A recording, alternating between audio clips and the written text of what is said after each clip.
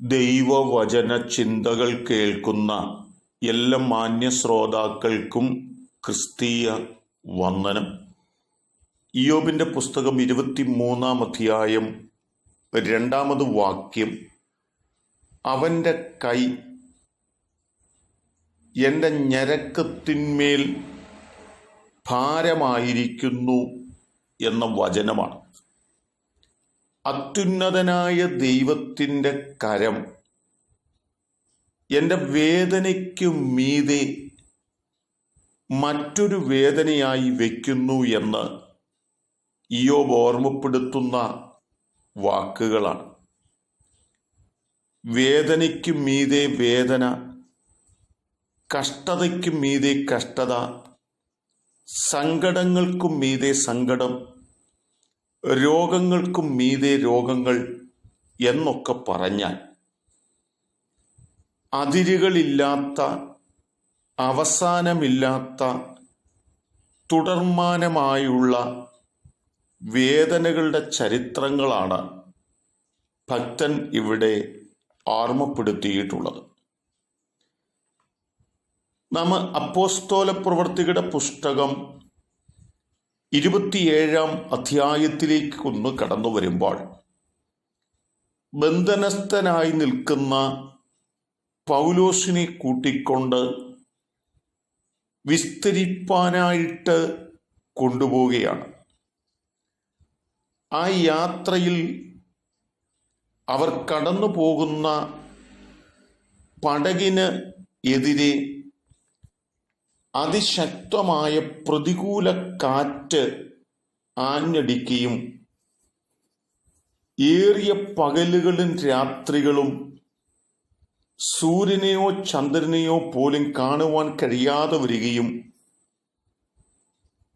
അവിടം കൊണ്ടെല്ലാം അവസാനിക്കപ്പെടാൻ പോകുന്നു എന്ന് ചിന്തിച്ചു പോവുകയും ചെയ്ത സാഹചര്യങ്ങളെക്കുറിച്ചാണ് 27-ാം അധ്യായത്തിൽ ഓർപ്പിച്ചിട്ടുള്ളത്.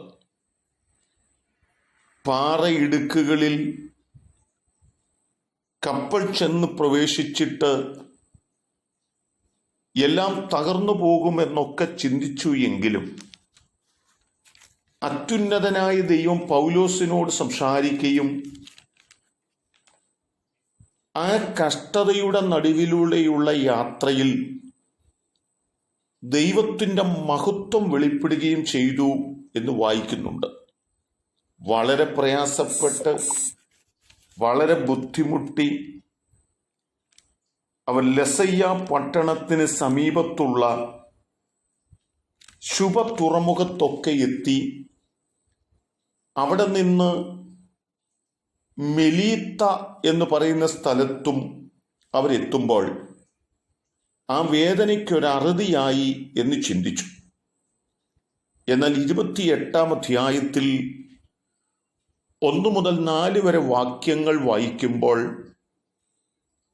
കടലിൽ ജീവൻ പൊലിഞ്ഞു പോകേണ്ടിയിരുന്ന പൗലോസിൻ്റെയും തന്നോട് കൂടെയുള്ളവരുടെയും ജീവിതത്തിൽ മെലീത്തയിലേക്കുള്ള പ്രവേശനം ഒരാശ്വാസമായി തോന്നിയെങ്കിലും തണുപ്പിൻ്റെ ആധിക്യം കൊണ്ട് കത്തി നിൽക്കുന്ന തീ അണഞ്ഞു പോകാതിരിക്കേണ്ടതിന് ചില വിറകുകൾ പിറക്കിയിടുമ്പോൾ ആ സമയത്ത് പൗലോസിൻ്റെ കയ്യിൽ ഒരണലി കടിച്ചു തൂങ്ങി എന്നാണ്.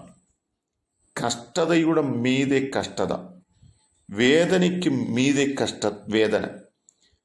എന്നാൽ ആ സാഹചര്യങ്ങളുടെ നടുവിലും ഇറങ്ങി വന്ന് വിടുവിച്ചൊരു ദൈവമുണ്ടെന്നും ഓർപ്പിക്കുകയാണ്.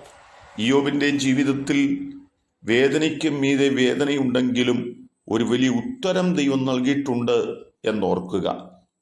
നമ്മുടെ ജീവിതത്തിൽ വേദനയ്ക്ക് മീതെ വേദനയുണ്ടെങ്കിലും ആ വേദനയ്ക്ക് ശാശ്വത പരിഹാരം തരുന്ന ദൈവമുണ്ടെന്ന് വിശ്വസിക്കാൻ മുന്നേറാം. അതിന് ദൈവം നമ്മെ സഹായിക്കട്ടെ. കരുണയുള്ള ദൈവമേ, നല്ല കർത്താവേ, വേദനയെ കവിയുന്ന ആത്മീക സന്തോഷം കൊണ്ട് ഞങ്ങളെ നിറയ്ക്കണം. ഈ ദൈവവചനം കേട്ട് എല്ലാവരും ദൈവം അനുഗ്രഹിക്കണം.